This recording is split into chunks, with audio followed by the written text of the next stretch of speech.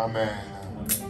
La Bible déclare sur le don spirituel, je parlais sur le don des connaissances. D'abord, j'ai réparti le don spirituel en 3 grands groupes. Nous avons le don de révélation. Je vais essayer de terminer le don aujourd'hui.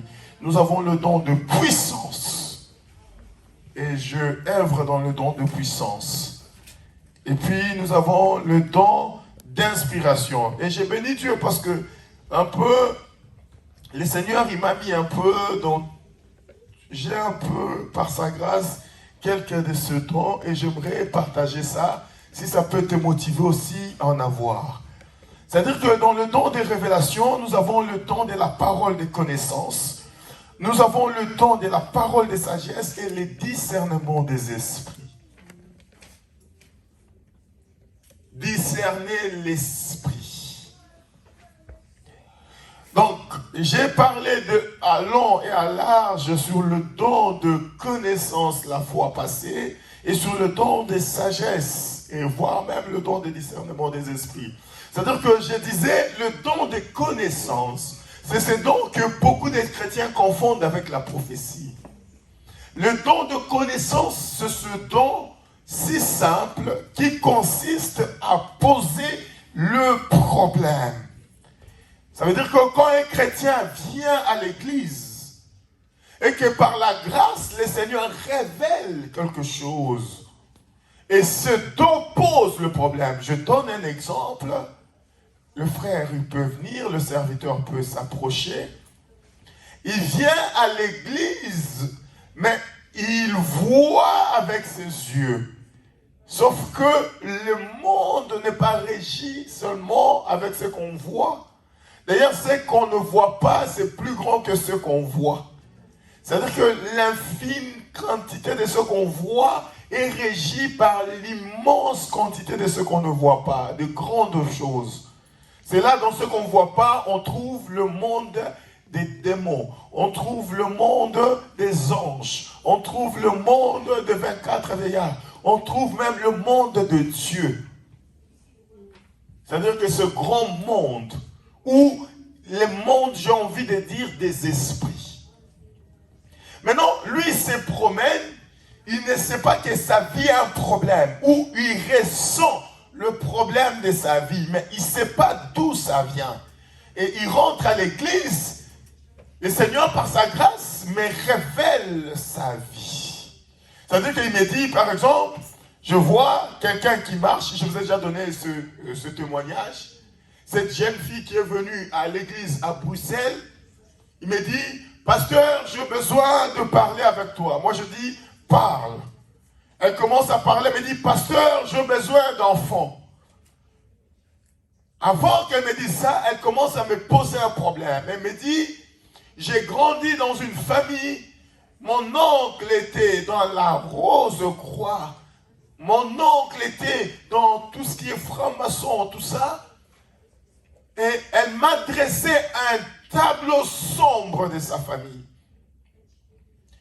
Et quand elle finit, tellement que c'est quelqu'un que moi, je regardais ce que je vois, je lui ai dit, ma soeur, mets-toi à genoux, on va prier. Et pendant qu'elle se met à genoux pour prier, je ferme les yeux, je vois le cordon ombilical attaché à un arbre et qui vient l'attacher au pied. Je veux prier, le Seigneur me dit, ne prie pas. Elle n'a pas tout dit. Je m'arrête, je lui dis, mais ma soeur, est-ce que il y a quelque chose à me dire? Elle me dit, pasteur, j'ai rien à te dire. Moi je dis, tu m'as rien caché? Elle m'a dit, j'ai rien caché. J'ai dit, mets-toi encore à genoux. Elle se met à genoux, je mets ma main pour l'imposer, mes mains. Le Seigneur me dit, ne prie pas. Je lui ai dit, le Seigneur m'interdit de prier. Je vais juste te dire ma pensée. Et si tel est faux, je ne sais pas. Ma pensée est celle-ci. Pendant que je veux prier pour toi, le Seigneur est en train de me montrer un arbre. Et sur cet arbre, le Seigneur est en train de me montrer un cordon ombilical. Et le cordon ombilical vient t'attacher au pied. Je sais ce que Dieu m'a dit. Dis-moi, est-ce que c'est ça ou pas? Et je la vois, elle tombe en pleurs. Me dit, pasteur, je suis un pécheur. J'ai avorté. Est-ce que quelqu'un comprend? C'est-à-dire qu'elle avait avorté au moment où elle a un problème. Elle vient vers Dieu, elle n'a plus d'enfant. Or, son problème d'externité n'était pas un problème de son oncle qu'elle accusait. Ce problème était un problème entre elle et Dieu. Cet enfant réclamait. C'est-à-dire que le don des connaissances pose le problème. Va t'asseoir. C'est-à-dire que je dis, si tu es stérile, c'est parce qu'il y a ça. J'ai posé le problème. C'est comme Pierre et Pierre, Ananias et Saphir devant Pierre, dans le livre de Actes 5. Vous allez voir, ils prennent la décision de vendre seuls, et quand ils viennent devant Pierre, Pierre dit, pourquoi avez-vous menti le Saint-Esprit de Dieu? C'est-à-dire que Pierre pose le problème, pour leur montrer que là, ce qui était caché, la connaissance l'a révélé. C'est pourquoi on appelle don des révélations. Ça révèle des choses cachées. Beaucoup de gens confondent ça. Des fois, quand ils viennent à l'église, oui, je vois ça. Les gens, oui, c'est un prophète. Non, il a le don des connaissances. Il révèle le problème. Mais non, c'est ça le don des connaissances.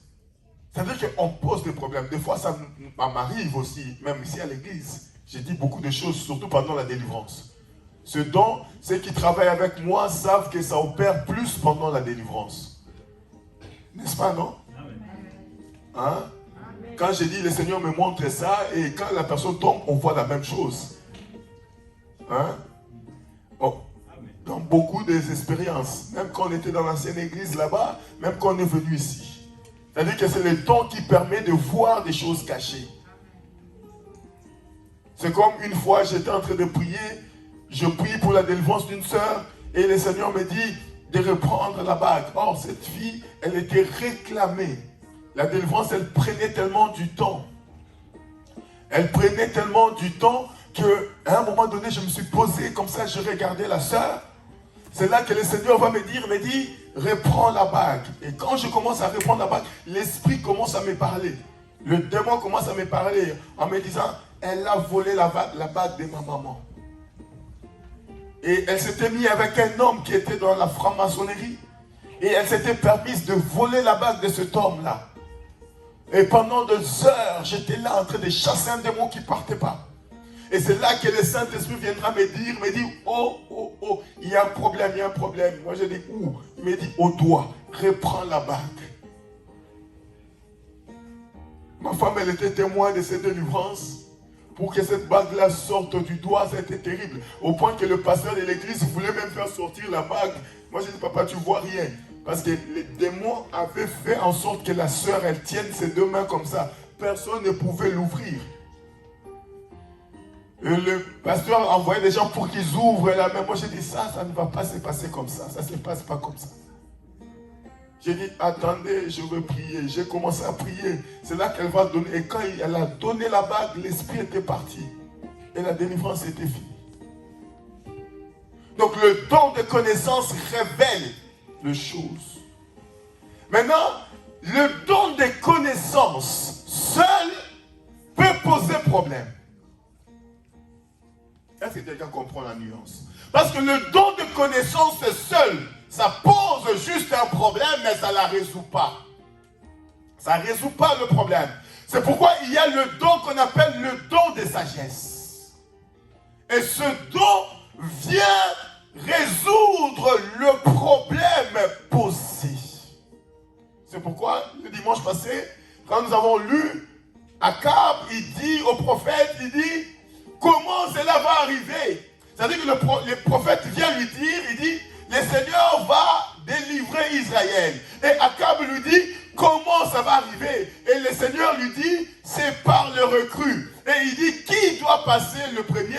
Et le Seigneur lui dit, c'est toi, Akab, qui dois dévancer. C'est-à-dire que c'est un don, dans le don de la connaissance, il ne faut pas avoir peur de poser des questions de choses que vous ne comprenez pas. C'est bien que quelqu'un te dise que ta grand-mère t'a lié, mais il faut qu'il pose aussi, qu'il te donne la solution. Ça, tu as posé un problème. Oui, je suis lié, mais je suis lié. C'est-à-dire que comment faire pour m'en sortir de ce lien-là? Là, c'est la deuxième vague et qui vient par le don de sagesse. Alléluia. Alléluia. Et puis nous avons le don de discernement des esprits. Ça, c'est un don très important, surtout même à l'église. Parce que les gens, ils viennent, on voit le regard, mais on ne connaît pas le cœur. Ça m'est déjà arrivé ici, je vois des gens qui parlent en langue, j'ai dit, je ne suis pas cette langue-là. Amen. Ce n'est pas que la personne est mauvaise, mais en ce moment-là, il parle de cette langue-là. Ce n'est plus la langue de Dieu, elle est possédée par le diable. C'est pourquoi tout parler en langue, ne pas parler en langue de Dieu. Est-ce que quelqu'un comprend ce que j'ai dit? On a fait des délivrances ici, on a vu notre papa qui parlait une langue où même sa femme ne comprenait pas. Mais quand tu entends ça, tu as l'impression comme s'il parle en langue. J'ai fait une délivrance. La fille, elle parlait en langue, mais c'était une fausse langue. En France, je priais pour une jeune fille où le grand pasteur pensait que c'était l'Esprit de Dieu. Ils ont même dit à sa maman, maman, il faut la laisser tranquille. Elle est en train de raconter les rémas du Seigneur. Amen. Elle est en train de raconter les rémas du Seigneur. Mais pourtant, ce que la fille, elle était en train de dire, c'était possession sur possession. Et quand on arrive, on devant de tout le monde, je me rappelle ce jour-là, c'était, j'animais une retraite de jeunes. Et c'est moi qui conduisais la prière en France ce jour-là. Il y avait beaucoup de jeunes. On a commencé à chanter, à chanter, à chanter. À un moment donné, je donne la requête de prière. Paf, les démons là encore se manifestent. Et je vois toute sa famille avec des cahiers, ils veulent noter. Moi je dis, mais ils veulent noter quoi ça? Alléluia. Parce que le moment du prophète est arrivé. Et quand j'ai regardé, je me suis rendu compte qu'on était dans le faux. Et ça, c'est le don très important à l'église aussi de l'avoir. C'est comme quand Pierre et quand Paul et Silas marchaient, cette femme qui disait, c'est des serviteurs de Dieu. Elle disait vrai, mais l'esprit qui parlait en elle n'était pas vrai. Une vérité qui est dite avec un esprit de mensonge, j'ai envie de dire, ça ne sert à rien. Oh. Amen. Est-ce que quelqu'un comprend? Et c'est là que l'apôtre Paul va regarder, au bout de 3 jours, fatigué. Il va dire, esprit de Python, sors. Mais pourtant, ce qu'elle disait était vrai. Donc, chrétiens, ne soyez pas des chrétiens sensationnels. Quelqu'un qui vient te dire que tu as ça ou tu es ça, ne sois pas dans... Non, il faut discerner quel esprit en lui. Vous savez, c'est lui qui a l'esprit de Dieu, ça c'est voir. De voir l'esprit de Dieu se manifeste seul. Dieu est très compliqué. Et dans le don spirituel, les dons spirituels sont très capricieux. Donc là, on a les dons de révélation. Et puis nous avons 3 dons qu'on appelle les dons de puissance. Et ça, si ça manque à l'église, c'est un problème. Nous avons le don de guérison, les dons de miracle et le don de foi. Ça, c'est les dons spirituels. Ça ne peut pas manquer à l'église. J'ai envie de dire, les 9 dons spirituels ne doivent pas manquer à l'église. On va nous lire pour le don de puissance. Notre livre de base, c'est 1 Corinthiens 12. Ça, j'avais donné. Et puis 1 Corinthiens 14. Parce que là, ça parle de don de prophétie et de parler en langue. On va lire Actes des Apôtres, chapitre 5, verset 12 à 16. C'est la première lecture. Bien aimé, tu peux passer devant. Actes des Apôtres, chapitre 5, verset 12 à 16. C'est la première lecture. Tenons nos Bibles, mettons-nous debout pour cette première lecture. Que Dieu vous bénisse. C'est la première lecture. Honorons la parole du Seigneur. Actes des Apôtres, le chapitre 5, le verset 12, j'ai lu au nom de Jésus. Amen. Beaucoup de miracles et de prodiges se faisaient au milieu du peuple, parmi les mains des apôtres. Ils se tenaient tous ensemble au portique du Salomon, et aucun des autres n'osait se joindre à eux, mais le peuple le louait hautement. Le verset 14, le nombre de ceux qui croyaient au Seigneur hommes et femmes, s'augmentait de plus en plus. Le verset 15. En sorte qu'on apportait les malades dans les rues et qu'on les plaçait sur les lits et les couchettes, afin que lorsque Pierre passerait, son ombre au moins couvrit quelqu'un d'eux. Le verset 16. La multitude accourait aussi des villes voisines à Jérusalem, amenant des malades et des gens tourmentés par des esprits impurs. Et tous étaient guéris. Amen. Mettons-nous. J'ai envie de dire à une personne, la délivrance est une guérison spirituelle. Est-ce que quelqu'un comprend ce que je dis? C'est-à-dire que tu ne peux pas délivrer un esprit si le Seigneur n'a pas mis ce don en toi. C'est pourquoi je vous ai dit, des fois, quand les gens ils parlent de don de délivrance, des fois c'est par abus de langage. Le don de délivrance en soi n'existe pas.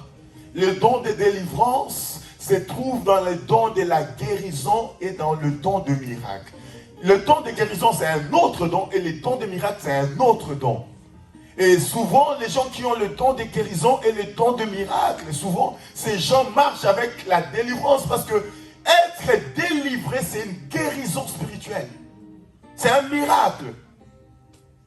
Oh, quelqu'un n'a pas compris. Être délivré, c'est un miracle. Quelqu'un ne m'a pas compris. Être délivré, c'est un miracle. Je vais t'expliquer. La Bible dit dans le livre d'Apocalypse, je vois le diable tomber pour peu de temps. Or, depuis que le diable est tombé, ça fait plus de 6030 ans qu'il est sur terre. Des démons méchants sont tombés avec lui. Des démons qu'on appelle démons, c'est des anges rebelles en fait. J'ai envie de te le dire. C'est des esprits puissants. Et maintenant, ces esprits travaillent dans la vie de gens. C'est pourquoi vous allez voir dans des familles, la personne qui vous a livré n'est plus là. Mais l'esprit où il vous a livré continue à vous lier. Est-ce que quelqu'un comprend? Parce que la personne qui vous a livré, lui n'est plus là. Mais l'esprit à lequel il vous a livré là continue à œuvrer sur vous. C'est-à-dire qu'avec ou sans la présence de cette personne, cet esprit travaille. Et cet esprit opère. Et du coup, vous allez voir que dans les vies des gens, quand il y a un esprit qui opère, bien aimé, ça ne lâche pas.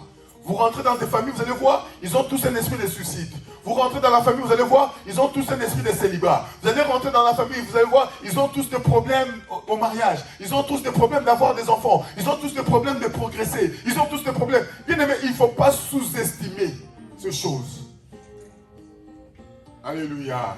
C'est-à-dire que, bien aimé, il vaut mieux être prisonnier de l'État qu'être prisonnier spirituel. Parce que la prison physique peut se terminer. Tu peux en mourir et tes enfants ne vont pas en pâtir. Mais la prison spirituelle, même après ta mort, ta descendance peut en pâtir. Alléluia. C'est pourquoi l'Église ne doit pas sous-estimer ces choses. Et le don de guérison doit être actif à l'Église pour délivrer des démons. Alléluia. C'est pourquoi moi je suis content dans notre Église, ce don est vraiment manifeste. Alléluia. Alléluia. Parce que les démons que tu vois, bien aimé, c'est pourquoi le combat spirituel, c'est pas quelque chose à sous-estimer. C'est battre spirituellement avec les démons. Bien aimé, j'ai envie de dire, comme j'ai dit hier, aux gens qui étaient là hier à l'église pendant l'intercession, j'ai envie de te dire, le combat ne doit pas s'arrêter. Parce que tu le veuilles ou non, les démons vont te poursuivre. Oh, que tu le combattes ou pas, les démons vont te poursuivre. Est-ce que quelqu'un comprend ce que j'ai dit? C'est-à-dire que les démons n'ont pas besoin de ton autorisation pour te poursuivre. Et dans la chasse aux démons, dans la guérison spirituelle, la délivrance est quelque chose qui doit être à l'église. Une église qui n'a pas la délivrance. Vous savez, quand on dit oui, mais dans votre église on délivre souvent, on garde. Oui, parce que s'il n'y en a pas, c'est un problème. On risque d'avoir une église déjà liée. Oh, vous êtes d'accord avec moi? C'est-à-dire qu'une église où il n'y a pas la délivrance, j'ai envie de dire, sors. Quelqu'un ne m'a pas compris. Vous savez, Dieu ne peut pas rester en même temps qu'avec les esprits mauvais. Et une église qui n'expérimente pas la délivrance, j'ai envie de dire, vous savez, aujourd'hui, des fois, je suivais un homme qui disait, les gens qui sont venus avec la délivrance ont détruit l'église. Non. La délivrance ne peut pas détruire l'église. L'église ne se construit pas avec un bon français du pasteur. Tu peux mettre les là où il faut, mais si tu as une église liée, bien aimé, c'est une église liée. Je peux mettre les à la place de là à la place de les, mais si j'ai une église délivrée, j'ai une église délivrée. Parce que les choses la plus importante, la Bible dit, c'est pour la liberté que Christ nous a appelés. Et le peuple de Dieu doit vivre cette liberté. Et le seul moyen que le peuple de Dieu doit vivre cette liberté, l'église doit avoir les dons de guérison. Parce que les dons de guérison, c'est les dons de la délivrance en même temps. Parce que la maladie n'est pas toujours physique.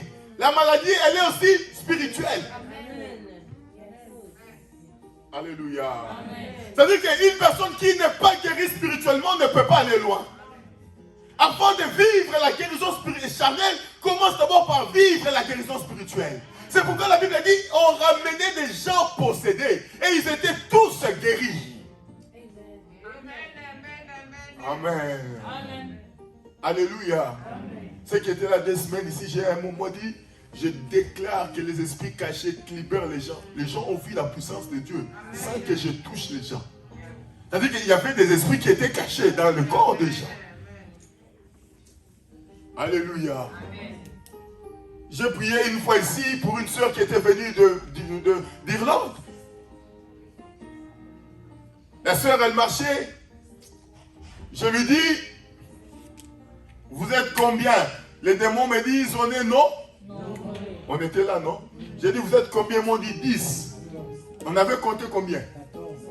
14. On avait compté combien? 14 aussi. Parce qu'ils partaient un par un. Il y a eu des mots Bénin, il y a eu des mots Angola, il y a eu des mots Nigeria. Celui de Nigeria m'a même dit, toi là on te connaît. Moi j'ai jamais mis mes pieds au Nigeria. Mais les démons m'ont parlé comme ça pour me dire, toi là on te connaît au Nigeria, toi là. C'est-à-dire que les dons de délivrance, de guérison, c'est un don que l'église doit avoir. Écoutez-moi très bien. Je déclare en tant qu'homme de Dieu, en tant que celui qui a reçu mandat du Saint-Esprit, j'ai envie de dire que les chaînes libèrent. Je rends mal à l'aise tout ce qui lie ta vie et te rend malade. Quelle que soit l'origine de ta maladie, je libère ton esprit et ton âme au nom de Jésus-Christ. Je sais en qui j'ai cru. Et depuis que je marche avec Jésus, il ne m'a jamais trompé. Et je sais voir sa puissance quand il descend. Alléluia. Je libère une vie. Et le don de guérison doit être vécu à l'église. La Bible dit, il ramenait de malades et il ramenait de possédés. Donc les gens vivaient le miracle. Comme la dernière fois, Papa Moïse nous a témoigné ici. Je suis allé prier pour sa maison. Il m'a dit, pasteur, j'étais accompagné avec les serviteurs héritiers. Il m'a dit, pasteur, ton Dieu est grand. Il m'a dit, pasteur, j'étais là avec mes 20 € et 1000 € qui me restaient. Je me disais, il me reste 1000 € à payer. J'ai que 20. Qu'est-ce que je fais? Et le pasteur se lève, il dit, venez donner. Bien aimé, chaque parole, chaque message que je te prêche, tant que c'est dans la Bible, accepte-le. Tu ne sais pas comment le miracle peut arriver. La seule chose où tu ne dois pas discuter, c'est la parole de Dieu. Tant que tu vérifies dans ta Bible que c'est écrit, ne discute pas. Philosophe avec la prophétie. Examine la prophétie. Mais la parole de Dieu, tant que tu la lis et que c'est comme ça, respecte. Et obéis. Il nous expliquait, il dit, pasteur, quand je mets 20 € dans le panier, tu nous as demandé de rester, moi je suis parti parce que je me suis dit, je dois aller chercher, mais où trouver? J'ai rendez-vous demain, lundi. Il dit, j'appelle un collègue avec qui on ne parle pas beaucoup. Ce collègue me dit, tu es où? Je viens te donner 1000 euros. Et il lui dit, mais je dois te rendre 1000 euros. Il dit, non, quand ta femme viendra, invite-moi seulement manger. Il a laissé 20 euros devant Dieu et Dieu lui en a donné 1000. Ça s'appelle le miracle. Il n'y a que Dieu qui peut faire des choses comme ça. Comme Papa Florent l'a dit, que la gloire revienne à Dieu. Ça veut dire que quand nous avons des témoignages comme ça, cela nous réconforte dans la foi et dans la prière, de croire que le Dieu que nous cherchons est vivant. L'église doit marcher avec le don de miracle. Sans miracle, bien aimé, j'ai envie de dire, c'est un problème. Parce qu'il y a de ceux qui voudront voir avant de croire. Quand bien même la Bible a dit, heureux ceux qui ont cru sans avoir vu, mais il y a ceux qui voudront voir d'abord avant de croire. Alléluia. Alléluia. Et le don de miracle est très important. Je déclare le miracle dans la vie d'une personne. Si tu crois à ce message, que le miracle t'accompagne. Je déclare. Vous savez, moi je déclare toujours comme ça. Je déclare, hier j'ai dit ici, on va sortir, on va aller prier. Le Seigneur a révélé à Maman Sarah pendant qu'on priait. Il a révélé les bâtiments ici étaient enchaînés. Moi je ne fais rien pour rien. Je ne fais rien. Moi si je te dis, va, prie 3 jours, fais-le. Amen. Amen. Moi si je viens, je te dis, donne-moi 5 euros là que tu as, donne-le. Ce n'est pas ton argent que je cherche. Amen. Amen. Moi une fois je suis allé chez papa, Adela, non? J'ai dit à papa, j'ai dit, moi je me donne l'argent à 50 euros. La nourriture ne va pas manquer. Je te donne. Prends-le. Je ne pose pas de gestes parce que j'ai envie de poser un geste. Alléluia. Amen. Il y a 2 semaines, on priait pour une soeur ici. J'ai dit, je vois, on a mis quelque chose sur son ventre. Elle danse dans le monde des ténèbres. On récupère sa vie comme ça. Elle est en train d'activer les hôtels démoniaques de sa famille. Quand la bien-aimée, elle est tombée par terre, tout était fixe, non? Ceux qui étaient là, ils sont où? Ils peuvent en témoigner, non? Tout était fixe, non? Qu'est-ce qui bougeait? Alléluia. Alléluia. Bien-aimé dans le Seigneur, une église qui ne vit pas le miracle, c'est un problème. Un homme de Dieu qui ne vit pas de miracle, c'est un problème. Quand je te dis, Dieu a dit, on fait ça, faisons-le. Et pendant qu'on priait, Maman Sarah m'a dit, quand on est descendu, on était en train de prier. Elle voyait, le bâtiment était enchaîné, elle ne voyait plus rien d'autre que ce bâtiment-ci. Il y avait des cadenas partout. Et pendant que nous, on est en train de tourner, les cadenas étaient en train de sauter.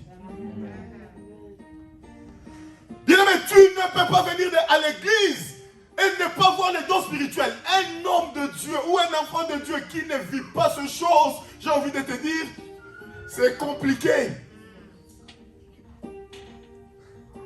Parce que tu ne peux pas conduire le peuple sans que Dieu t'aide à voir des choses. Alléluia. Alléluia.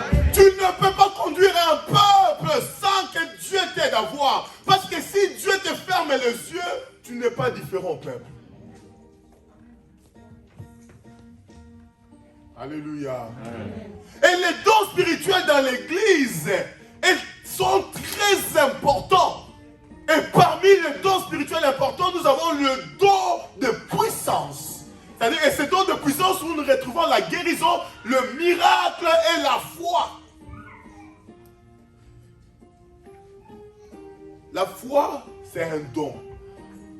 Il y a des gens qui ont la foi, qu'on appelle, j'ai envie de dire, foi universelle. Amen. Hein? C'est des gens, quand tu leur dis, on a besoin de 1000 euros, Et j'ai fait les calculs, on est 40. 1000 euros, c'est rien, 50. Amen. Ça, c'est la foi universelle. J'ai envie de dire, c'est même pas la foi. C'est le bon sens humain. Amen. Les dons de foi, souvent, ça marche avec les gens qui ont les dons de miracle. C'est qui était là les dimanches, j'ai dit, je vois un esprit partir par un cri, mais pendant que je parle, l'esprit était là. Les gens, ils m'ont trouvé fou, j'étais en train d'insister sur quelque chose où, quand les gens regardaient, c'était la même chose. J'ai dit, j'entends un cri lointain. J'ai insisté au point que j'ai envoyé les serviteurs de Dieu pour aller prier pour la personne et après il y a eu un cri. Cela veut dire que le don de foi va au-delà de ce que tu vois. En fait, tu es le seul à voir des choses que les autres n'ont pas vues. Tu es le seul à croire à des choses que les autres ont du mal à croire. Quand tu parles, combien de fois les gens qui ont déjà assisté à une défense avec moi où j'ai dit, c'est fini. Amen. Je parle plus, c'est fini. J'ai parlé, c'est bon, ça va partir. Et je me mets à prier pour une autre personne, on entend, là où j'avais dit que c'est fini, les démons commencent à quitter tout seul. Ça, c'est la foi. Amen. Combien seront sur la personne en train de dire, oh non, Jésus, oh, ça. J'ai dit, c'est fini, c'est fini. Ça, c'est la foi qui va au-delà. Tu crois là où tu n'as pas vu. Beaucoup de choses, quand je dis que c'est fini, c'est juste la foi. Vous savez, vivre l'expérience avec Dieu, c'est quelque chose, c'est des empreintes qui te restent. Quand tu marches avec Dieu dans le don spirituel, Dieu essaie de laisser des empreintes dans ta vie et ces empreintes te parlent. Et tu te réfères par rapport à ce que Dieu a déjà fait. Très important, ce don spirituel. Qui veut en recevoir? Parce que l'Église en a besoin. L'Église en a besoin. Qui veut en recevoir? Vous savez, nous devons être une Église remplie de dons spirituels. C'est très important. Et puis, nous avons le don d'inspiration. Je vais essayer de terminer tout ce don aujourd'hui. Et là, nous avons la prophétie, la diversité des langues et l'interprétation des langues. J'ai parlé en long et en large pour la prophétie. Alléluia. J'ai dit, le but du don de prophétie, qui est beaucoup d'ailleurs confondé et qui ne savent pas, la prophétie a 3 buts. Qui connaît ces 3 buts? Édifier, encourager, édifier, c'est ça déjà. Exhorter et consoler. La prophétie, souvent quand elle sort, ça doit remplir ces 3 critères.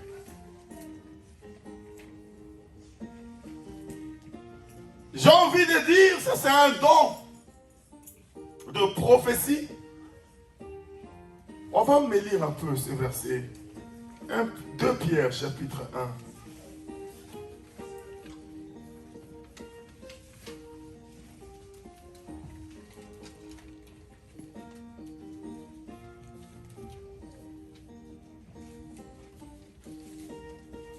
Verset 21.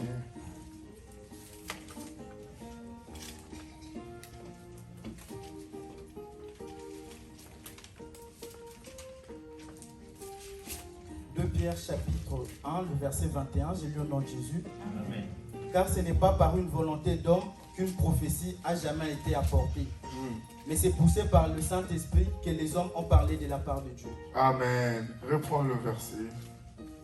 Car ce n'est pas par une volonté d'homme qu'une prophétie a jamais été apportée, mais c'est poussé par le Saint-Esprit que les hommes ont parlé de la part de Dieu. Amen. Lis-moi Joël chapitre 2, verset 28.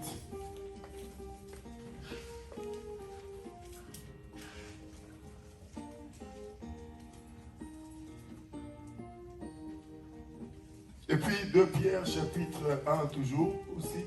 Lis d'abord Joël 2, 28. Joël 2, le verset 28, la Bible dit: Après cela, je répandrai mon esprit sur toute chair. Vos fils et vos filles prophétiseront, vos vieillards auront des songes, et vos jeunes gens des visions. C'est-à-dire qu'on parle déjà du don de prophétie dans l'Ancien Testament. Et j'ai envie de dire le don de prophétie. Et j'avais mis l'accent aussi la dernière fois. Le don de connaissance, j'ai envie de dire que c'est des dons anciens. Est-ce que quelqu'un comprend? C'est des dons anciens qui ont fait leur preuve dans la Bible. Lisez l'histoire de Joseph, lisez l'histoire de Daniel. Et j'ai envie de dire aussi, les dons spirituels, ce genre de dons, ne doivent pas seulement servir à l'église, elle peut servir à la nation. Est-ce que quelqu'un me comprend? C'est-à-dire que le don spirituel peut être la source de ton enrichissement. Ça peut être la source aussi de ton élévation. Donc ne néglige pas le don spirituel. C'est-à-dire que ça peut te permettre d'atteindre un certain niveau de vie sociale humaine à cause du don spirituel. Et la personne qui en a fait l'exemple, c'est Joseph. Il avait le don de la connaissance et puis il avait le don de la sagesse. Et avec les deux dons, Joseph a atteint un niveau que aucun autre avant lui avait atteint. Il est devenu premier ministre en Égypte, un pays étranger, lui qui a été ramené autrefois esclave. En fait, je vais dire à une personne, le don spirituel peut changer ta position. Peut t'enlever d'une position d'esclave à une position de gouvernant. Tu peux passer de la prison à la royauté. Le don spirituel peut changer les regards des autres vis-à-vis de toi. Et ça peut même changer les regards de la société. Parce qu'il y a des problèmes où même les gouvernants, les dirigeants n'arrivent pas à résoudre.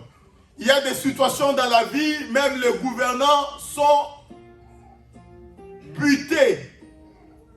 Et le don spirituel peut te permettre à traverser. Et c'est comme le don de connaissance que Daniel avait. La Bible dit, le roi a fait un rêve. Tu vas rester encore là, serviteur. Le roi a fait un rêve, il a oublié le rêve. Et il vient, il veut l'explication d'un rêve que lui, il a fait, dont il a oublié. La Bible déclare, lorsque Daniel eut connaissance de ces choses, il prend Meshach, Abednego, ils vont aller prier Dieu pour que Dieu révèle ce qui était caché. Et c'est là que Dieu va donner l'explication et les rêves à Daniel. C'est là que Daniel va poser d'abord le problème qui est les rêves et doit l'expliquer encore. C'est-à-dire que les dons spirituels que je te prêche pas seulement quelque chose qui va te distinguer des autres à l'église, mais je te prêche d'une chose qui peut changer ta vie. Vous savez, il y a des postes dans la société qu'on appelle conseillers. Et vous savez, il y a des gens, quand ils disent des choses, le chef suit. Parce qu'il s'est dit, lui quand il dit, c'est ça.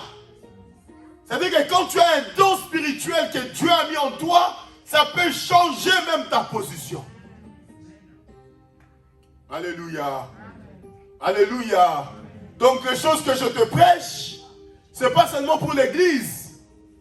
Quand bien même la majorité va s'exercer à l'église, mais les choses que je te prêche peuvent changer le cours d'une vie. Bien-aimé, j'ai envie de te dire que les sociétés, les pays où les dirigeants peuvent être bloqués, tu ne sais pas ce qui va arriver demain. Peut-être ils auront besoin de ton don. Demain appartient à Dieu. Un don spirituel peut changer ta position, je t'assure. Et ça peut même changer les regards des gens. La Bible dit, je répandrai mon esprit, vos fils et vos filles prophétiseront. Souvent, la prophétie travaille dans le futur. Souvent. J'ai bien utilisé. Souvent, la prophétie vient édifier, vient exhorter. La prophétie est différente du ministère prophétique.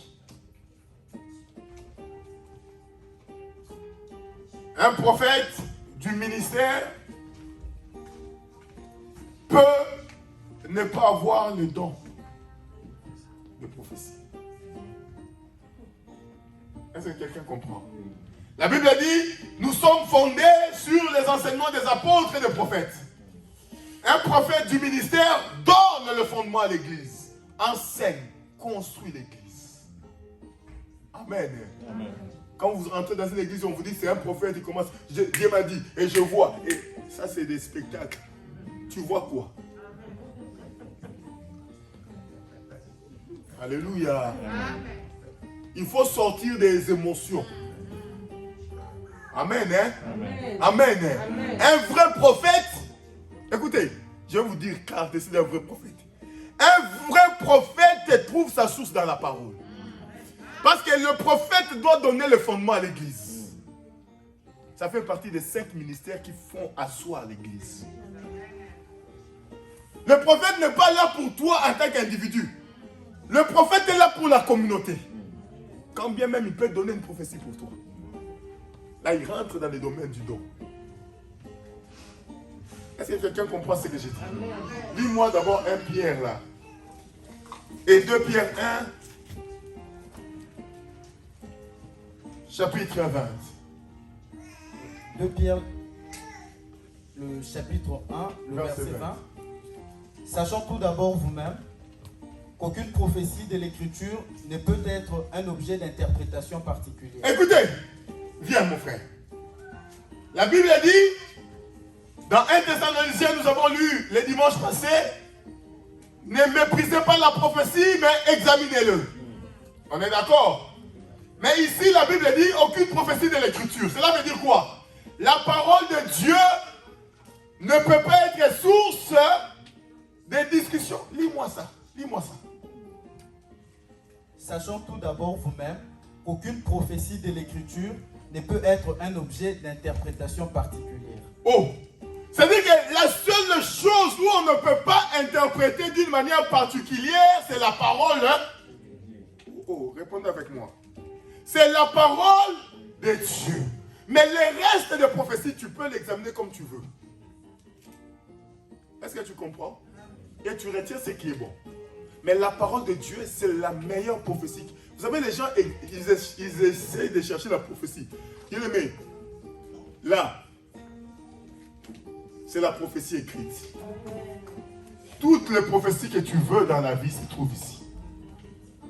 Ici, il y a Jésus revient. Ici, il y a j'ai guéri le malade. Ici, il y a je délivre. Ici, il y a j'opère de miracles. Ici, il y a je change de vie. Ici, il y a si tu espères en moi, tu ne seras jamais déçu. Ici, il y a celui qui cherche la sagesse, je serai là avec lui. Tout ce que tu cherches dans la vie, au lieu de chercher que l'homme te parle, va le rechercher ici. Parce que ce qui est écrit ici n'est pas sujet à discussion. Est-ce que quelqu'un comprend? Ce qu'un homme t'a dit, ça peut se discuter. Tu ne m'as pas compris. Papa Tony nous a prêché le samedi passé. Samuel arrive chez Isaïe. Il voit le premier fils, costaud gabarit. Samuel était capable de se lever devant Israël et dire, je n'ai aucun problème. Celui qui a trouvé un problème en moi, lève le doigt. Et la Bible dit, toute l'assemblée, personne n'avait levé le doigt.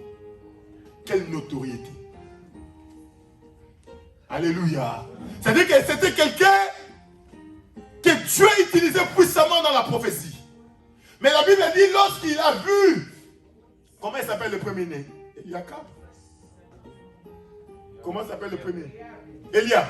Lorsqu'il a vu Eliab, il dit, celui-ci, c'est le roi de l'Éternel. Oh, il n'a pas dit ça. Il a dit ça. Celui-ci, c'est le roi de l'Éternel. Est-ce qu'il était le roi de l'Éternel? Non. Ça peut se discuter. Même quand Samuel parle, ça peut se discuter. Mais le seul moment où ça ne se discute pas, c'est quand Dieu parle. Or, quand Dieu parle, c'est la prophétie par excellence. Là, c'est un sujet d'aucune discussion. Quand Dieu a dit j'agis, il agit. Il a dit lui-même dans sa parole, dans sa prophétie, j'agirai, qui s'y opposera? J'ai envie de dire à une personne ce matin que les démons de ta vie qui s'y opposent à ton élévation je le brise au nom de Jésus-Christ. Parce que la prophétie de Dieu dit que j'agirai, qui s'y opposera? Alléluia. Et j'ai envie de dire à un malade aujourd'hui, tu ne sortiras pas comme tu es venu. Parce que la Bible dit auprès du Seigneur, vous imposerez le nom au malade et les malades seront guéris. Ça ne se discute pas. Ça, ce n'est pas ma volonté. Est-ce que quelqu'un comprend ce que je dis? La Bible dit, vous chasserez les démons. Vous marcherez sur les serpents et sur les scorpions. Rien ne pourra vous nuire. Je déclare ce matin que les serpents de ta vie, je l'écrase au nom de... Ça ne se discute pas.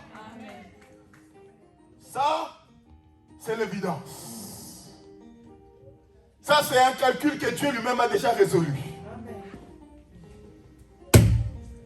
Ta foi peut t'amener à comprendre que ces choses, seule la parole de Dieu ne se discute pas. Mais le prophète qui se tient debout dit, je vois, j'ai vu, ceci, cela. Ça, on peut discuter. Et s'il refuse discussion, on s'en fout. On s'en fout. Même s'il est fâché. Sa colère n'enlèvera rien. Et n'ajoutera rien. Oh. Toi, tu nous as dit. Mais toi, on va discuter. Amen. Amen. Tu as vu le fil là. Comment ça va quitter? Oh, je pose beaucoup de questions. Non. J'ai vu un prophète à qui? Le Seigneur me montre. Le Seigneur me montre. On a enterré des fétiches dans votre robinet. Maintenant, la personne qui était là, il dit, prophète, en plein culte. Prophète, quel robinet? C'est que le prophète ne savait pas. Chez eux, ils avaient beaucoup de robinets. Le prophète, lui, n'avait pas l'information. Amen. C'est facile de dire qu'on a enterré à côté du robinet. Maintenant, le prophète, quel robinet? Le prophète, il dit, le robinet dit derrière. Maintenant, il dit au prophète, derrière, il y en a deux. Amen. Et puis, en fin de compte, le prophète va lui dire, le robinet que toi tu connais. Oh! Non, mais c'est toi qui as prophétisé. Dis-moi seulement où je vais aller ramener les fétiches. Vous comprenez? Ça peut se discuter. Bien, mais sortez des choses qui peuvent se discuter, entrez dans des choses qui sont indiscutables. Or, la seule parole qui est indiscutable, c'est la prophétie de Dieu. C'est pourquoi Pierre dit, ça, il n'y a pas de discussion. Amen. Alléluia. Amen. Et nous avons le don de prophétie qui est un bon don. Souvent, le Seigneur prévient des choses. Vous allez voir, Moïse l'a fait pour prévenir Jésus. Isaïe a parlé de Christ. Un enfant nous est donné. Un fils nous est né. Quand Isaïe parle, Jésus n'est pas né. Est-ce que quelqu'un comprend? L'ange devant Marie, il prophétise. Tu tomberas enceinte. Même malgré que là j'étais en train de prophétiser, Marie, je l'aime bien. Marie a du courage. Parce qu'il dit, tu tomberas enceinte, tu auras un fils. Comme j'ai dit le dimanche passé, si Marie n'avait pas posé la question, Marie pouvait prendre Joseph. Pour dire qu'on a dit Joseph, on a dit un fils. J'ai vu l'ange qui a dit un fils. Amen. Toi, à la place de Marie, tu vas directement chez Joseph. J'ai vu l'ange. L'ange m'a dit un fils. L'ange ne peut pas mentir. Alléluia. Amen. Alléluia. Amen. Joseph, je veux un fils. Amen. Mais malgré ça, cette femme m'a dit, comment cela arrivera-t-il? Poser la question au prophète n'est pas mauvais. Ça te permet de sortir de l'ignorance. Quelqu'un qui vient te dire, je vois tu es béni. Comment cela? Oh, oui, je crois déjà. C'est pourquoi je pose la question. Parce que si je ne croyais pas, je n'allais pas poser la question. Oh. C'est ma foi qui m'a poussé à poser. Sinon, j'allais dire je mens. C'est pourquoi je pose la question. Mais comment c'est là? C'est pourquoi vous allez voir dans les églises, il y a des mariages arrangés parce que le prophète a dit que tu dois te marier. Cette année, tu vas te marier. Cette année, tu vas te marier. Amen. Et le mois de novembre, comme le mari ne vient pas, le prophète va aller chercher son plus petit, il vient. Le Seigneur m'a montré, c'est lui, parce qu'il veut que sa prophétie, ça se réalise. Alléluia. Il veut que ça se réalise. Je vois un mari qui vient du Canada, États-Unis. Amen. Là, confinement aussi, les vols, il n'y a pas beaucoup. Comment cela arrivera-t-il? Amen. Canada, et tu vas voir la soeur à l'église, même quand le frère l'appelle pour... Oh, toi aussi, qui as reçu la prophétie. Amen. Reste poli quand même. Même quand on t'appelle comme... Toi, maintenant, comme tu as reçu la prophétie, on ne peut plus te parler. Hein? Quand on dit seulement... sœur... Parce que nous, on est sur Luxembourg, on lui a prophétisé Canada. J'ai envie de dire, les aéroports sont fermés, on s'en...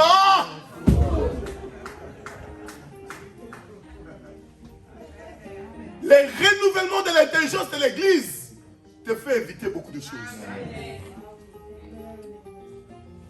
Alléluia. Amen. Alléluia. Moi, j'ai vu une prophétie, j'ai un enfant de 16 ans, je vois ton mari sera grand. Papa, quand tu donnes toi-même là la prophétie à 16 ans là que son mari sera grand, tu mets quoi dans sa tête? Il y a des choses que tu dois te taire. Même si tu as vu le mari grand, la tête, toi, laisse l'enfant d'autrui étudier calmement, finir ses études. Amen. Il risque de passer à côté d'un mari court parce que toi tu l'avais dit grand. Oh, le mari court là, c'est là qu'il y a son bonheur. Maintenant, toi tu avais vu quelle grandeur? Est-ce que c'était une grandeur spirituelle ou physique? Ça se discute. Vous voyez? Je vois un mari grand. Et toi tu es resté là. Oh, le Seigneur m'avait dit, je vois un mari. Et on voit un mari grand. Maintenant, le coup là qui a l'argent, là, il vient là, toi tu dis non, moi le Seigneur m'avait dit c'est grand.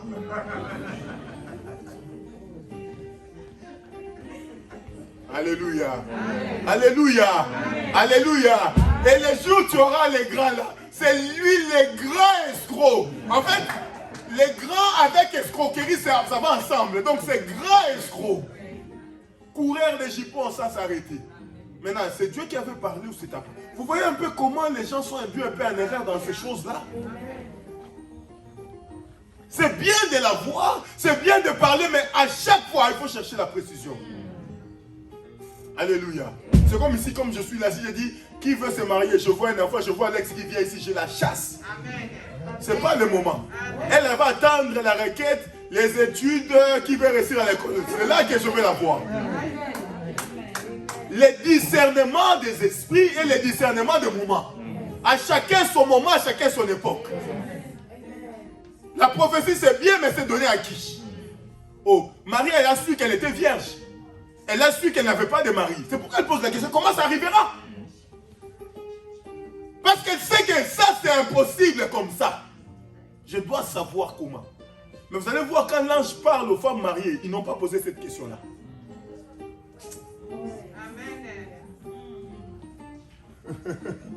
Quand l'ange parle à Zacharie pour Jean-Baptiste, il n'a pas posé la question. Quand l'ange parle aux parents de Samson, ils n'ont pas posé la question. Mais quand l'ange parle à la Vierge, elle veut la précision. Alléluia. Amen. Alléluia. Amen. Oh, je vois un mari blanc. Dans nous, le noir là, c'est pas bon. Amen. Oh, tu risques de prendre même un clochard, non? Il est blanc, non? Sortez de ces choses. Un mari reste un mari.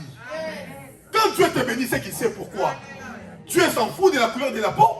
C'est lui qui a créé toutes les peaux. Quelle est la différence entre blanc et noir? C'est quoi? Dites-nous, c'est quoi? Jaune, rouge. Prends ce que Dieu t'a donné. Parce qu'il sait que dans ce qu'il t'a donné là, c'est ce qui est bon pour toi. Ne rentre pas dans des prophéties inutiles. Tu veux un mari, tu commences à exiger encore. Je vais court, je vais long, je vais... Oh, c'est quoi ça? C'est catalogue des maris ou comment?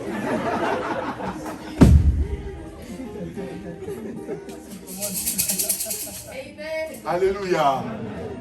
Soit tu veux, soit tu ne veux pas. Quelqu'un qui a faim ne cherche pas l'origine du poisson. Ce que lui veut voir, c'est le pain et le poisson. Il ne va pas commencer à chercher qui a ramené le pain et comment ça a été conservé. Non. Tu as le poisson? Oui. Tu as le pain? Oui. Mange, c'est fini. Alléluia. Oh, le prophète m'a dit que je serai directeur. Papa, quel diplôme, papa? Oh. Calmons-nous d'abord. Tu fouillais l'école, comme tu as commencé à beaucoup prier. Maintenant, on a dit que directeur, papa, Dieu est juste aussi, non? Et puis toi, tu es là, comme on te dit, ah, mon frère, viens, on a trouvé un travail là-bas. Le prophète a dit, moi, je suis directeur. Je crois à la prophétie, je crois. La Bible dit, même si elle est tard là, elle s'accomplira certainement. Et là, maintenant, tu ne veux pas voir un frère ici. Quand tu vois, c'est un frère, tu viens. Pasteur, à la maison, il y a 50. Pasteur, il y a 50. Mais le travail vient de passer, non? Parce que le prophète a dit. Dieu utilise nos capacités. La grâce ne suffit pas. Oh, je parle à un homme et à une femme. La grâce ne suffit pas. La grâce ne suffit pas. Dieu utilise nos capacités. Lisez la Bible. Pierre a marché avec Jésus. Il a mangé, bu, dormi avec Christ. Des livres seulement, quelques feuilles. Un pierre et deux pierres. C'est même pas 4 feuilles. Mais Paul n'était pas avec Christ. Mais il l'avait étudié. Et quand Paul se met à écrire, Romains, 1 Corinthiens, 2 Corinthiens, Éphésiens, Galates, vous avez vu Thessaloniciens, 1, 2, Timothée, 1, 2, Tite. Combien de livres? Oh, papa, toi tu ne sais pas bien écrire, tu crois que Dieu va t'utiliser pour faire des livres? Non. Dieu va utiliser celui qui connaît écrire parce que tout se fait en fonction des capacités. Ne commence pas à entrer là où tu n'es pas appelé. Parce que le prophète a dit. Reste dans le domaine. Oh, vous savez, on parle de Daniel, mais Daniel était très intelligent. Daniel était... La Bible dit, lorsqu'on fait la sélection, parce que vous savez, Daniel, l'esclave, il a été élevé. Non, non, non, non, non, non, non, non, non. Quand on fait la sélection, c'est des gens qui étaient déjà dans la cour royale en Israël. C'est déjà instruit. Daniel. Oh, le roi ne fait pas la sélection des illettrés. Il fait la sélection des gens instruits. Et quand il veut l'élever là-bas, quand il commence à écouter quand Daniel parle, le roi est là. Parce que c'est des gens instruits. Bien, mais à chaque niveau dépend de la capacité que Dieu t'a donnée. Ne confonds pas les choses. La grâce ne suffit pas. Amen. Oh, moi je suis belle comme ça. Fais beauté. Mais beauté parce que beauté là attire aussi. Parce qu'elle ne vient pas avec cheveux naturels. L'époque là est passée. Moi je te dis des choses. Oh, moi j'aime naturel hair. Naturel hair. Amen, hein? Amen. Ce n'est pas mauvais. Tu peux avoir la grâce, mais tu dois mettre make-up. Parce que dans le moment où nous sommes, les gens regardent aussi. D'ailleurs, avec le masque ici, ça cache beaucoup de choses. Jeune frère, n'aime pas avec un masque, tu risques d'être surpris.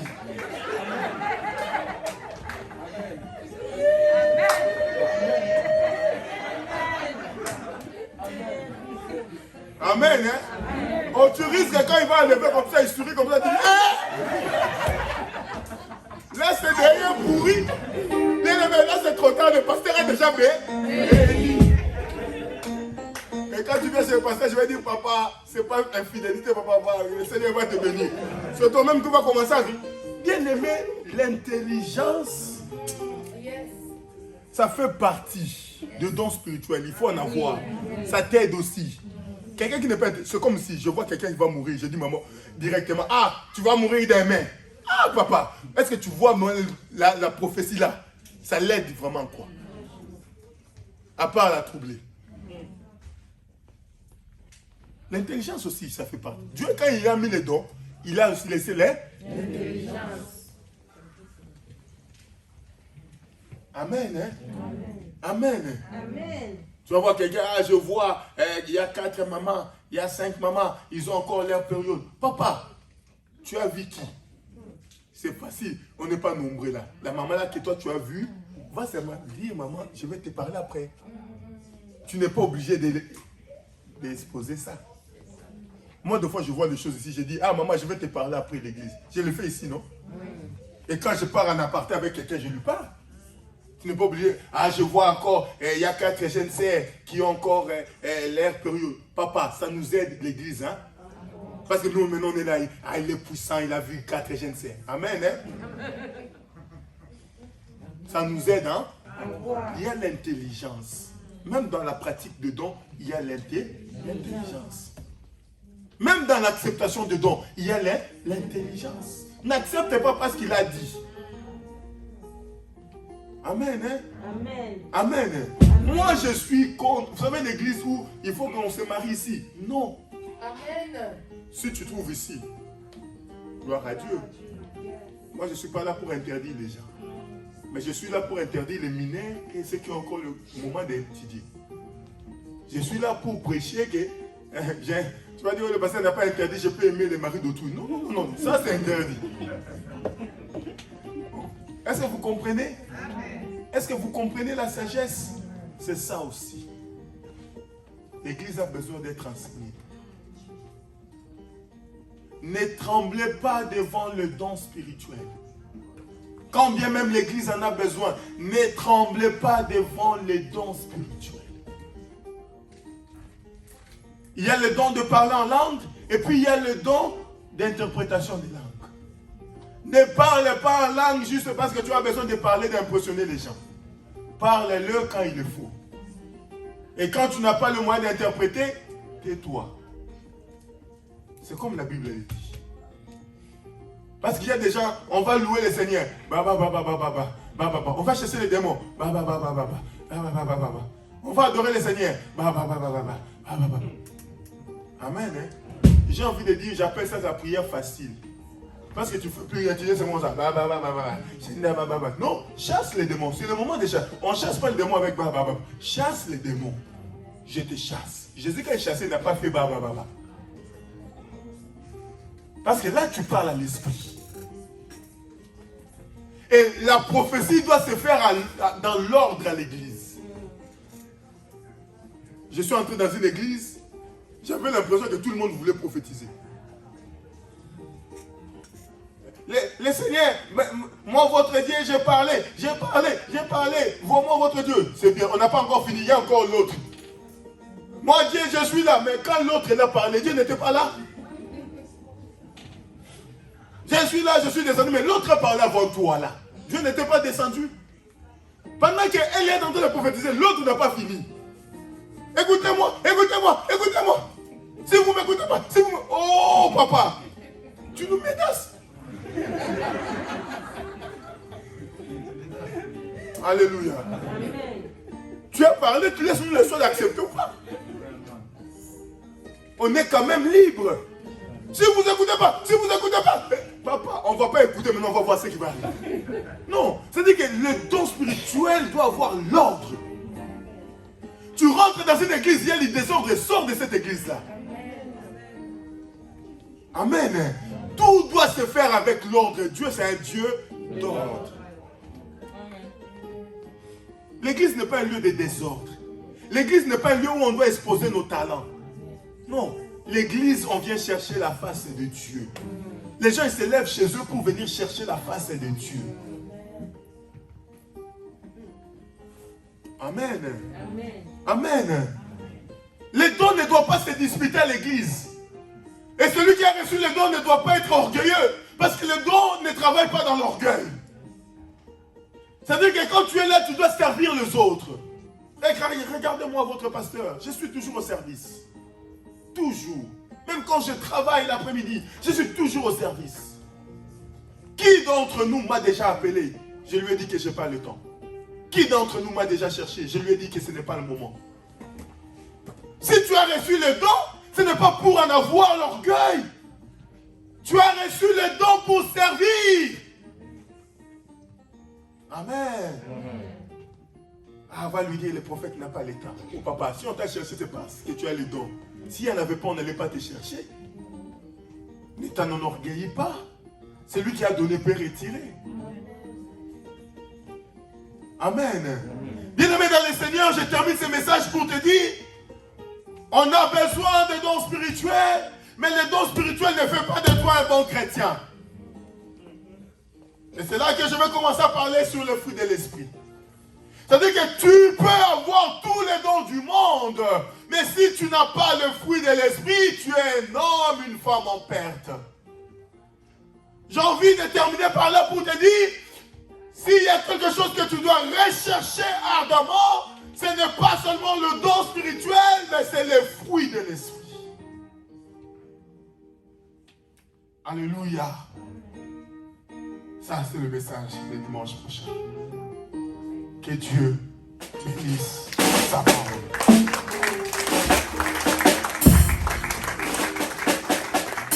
Qui veut recevoir le don spirituel? Ce n'est pas un péché de vouloir. La Bible dit aspirer. On va s'élever. On va nous entendre un cantique qu'on avait chanté tout à l'heure par rapport au Saint-Esprit. Et on va chanter ça.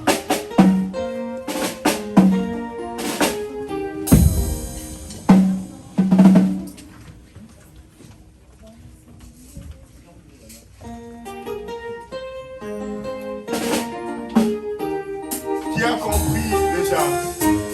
Pendant qu'on met tout en ordre, qui a compris ce que j'ai dit? Amen. Ne soyez pas impressionnés. Amen. Oh, je vois les sorciers. Oui, c'est bien. Comment je dois m'en sortir? Tu as vu, tu as posé le problème. Je suis d'accord. Comment dois-je faire pour que le sorcier me lâche? Amen. N'hésitez pas à poser des questions. C'est très important. Amen. Il faut qu'un jour, quand un pasteur vient ici, il commence à nous dire des choses. Il voit comment l'église l'a dit, mais... Oh papa, je vois comme ça. Oui, prophète, comment il va partir?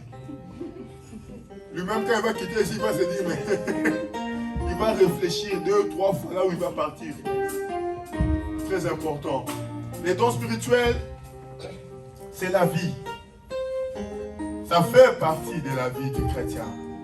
J'ai envie de dire, le don spirituel, c'est ce qu'on voit aussi de l'extérieur. C'est très important. Une église avec le don, ça montre aussi la puissance de Dieu. La Bible dit, aspirez aux dons spirituels. Aspirez. Recherchez. C'est quelque chose qui peut se rechercher. Élève tes mains. Ferme tes yeux. Tout dépend de la disposition de ton cœur. Tu étais venu peut-être vide, le Seigneur est capable de te remplir ce matin. Il est capable de changer ta vie. Il est capable de te guérir, de te délivrer de tes liens et de tes chaînes. Il est capable de faire quelque chose dans ta vie. Je suis disposé, Seigneur, assoiffé. Que ton onction descende sur toi.